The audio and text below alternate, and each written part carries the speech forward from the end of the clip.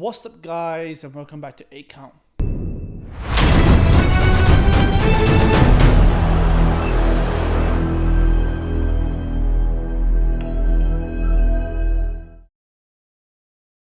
So today guys, we'll be back with another video from reacting to the recent fight of Charlo vs Castano rematch. I'm probably going to give my thoughts on it. Well, probably I will give my thoughts on it.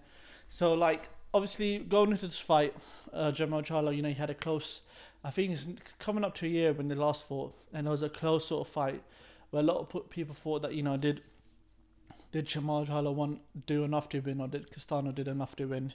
And obviously there was a bit of back and forth, behind. I to be fair, I had Charlo winning the last fight, and then watching this fight last night or early morning tomorrow, I saw like obviously Charlo won. I think it was 10 rounds, like knockout, stopped him.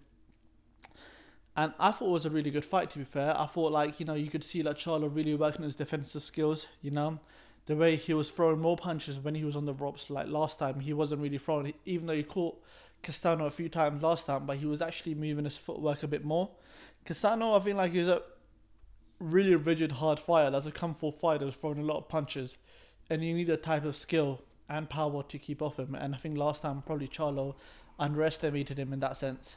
And I feel like in this fight round, you could see from the first bell, a lot of pivots, a lot of jabs, right hander, just touching him all the time, touching him with the jab, touching him with the right hand. And I feel like Charlo's sort of footwork was, spectacular, to be fair. Obviously, I know he did get caught, but that's one of those things, when you're boxing, you are bound to get caught. And if you don't get caught, do you know what I mean? It's like, that's our performance. But, when you're fighting at that top tier, you are bound to get caught. Obviously, he stops him in the 10th round. He unifies the division for, I think it was 4 belts. Now it's like, what next for Charlo? Obviously, he's got his older brother who's like, I think, middleweight or super middleweight. And like Charlo's at super welterweight. I mean, I don't really see. I mean, he can fight Hurd if he wants to. He can fight Laura. He can fight the Australian guy, Tzu. I don't want to really be pronouncing that names. But it's one of those things is that since Canelo's left that sort of weight, where do you... it's really hard for him to make that like sort of high key fight of his, like a really like sort of superstar level fight. And unless he moves upwards, in division. A fight I would have liked to see with him with what's that guy's name? I forgot his name, but like him and like Billy Joe Saunders would have been a good fight. Chris Eubank Jr., that would have, Dominic Andrade. Yeah, Andrade would have been a really good fight with him.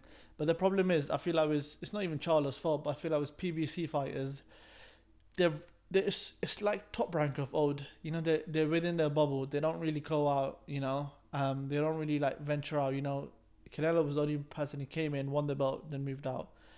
And I feel like Charlo brothers Jamal Charlo really needs to venture out a bit to sort of progress his career. I know there was a few tweets a few weeks ago with like Crawford, calling him out and stuff. But like, I mean, Crawford has to face Errol Spence first, and then it's going to depend how he fights here. But I would like, the next fight. I know Chris Eubank doesn't really have an opponent at the moment, and he's not really a 168 fighter, Chris Eubank. Let's be honest, Chris Eubank Jr. So I'd like to see that fight with Jamal Charlo and how that sort of plays out if the money's right in Vegas, obviously.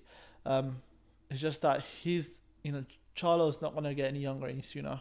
And there's one of those things where if he can get that, he needs he can't keep fighting around on PBC cards. But let's hopefully they can get the level of fighting done and get I want to see him a basically superstar fight next fight, because to be fair, I don't really know who Castano was, even though he put a good fight.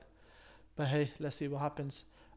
Guys, please like and subscribe our video, and we'll be back with more videos.